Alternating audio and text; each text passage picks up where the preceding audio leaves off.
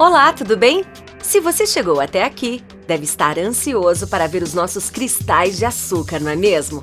A centrifugação tem o objetivo principal de separar os cristais de açúcar. Nas centrífugas, a massa cozida, contendo mel e cristais, é alimentada em batelada, ou ciclos.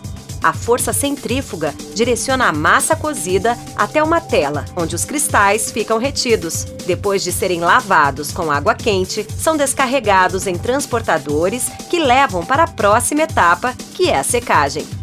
Os cristais úmidos são secos em secadores rotativos, alimentados de açúcar úmido e ar quente.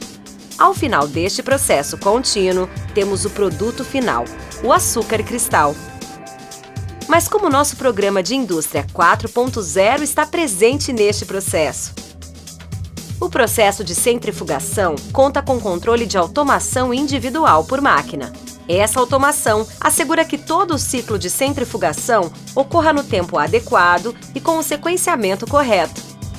Incrível, não é mesmo? Tecnologia que nos ajuda a deixar nossos cristais ainda melhores. Cada ciclo de centrifugação nos fornece entre 1.500 e 1.800 quilos de açúcar. Para se ter uma ideia, uma centrífuga realiza em média 115 mil ciclos por safra.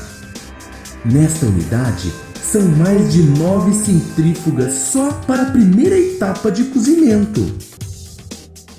Obrigada pela visita. Caso queira conhecer outras etapas do nosso trabalho, fique à vontade. Até breve!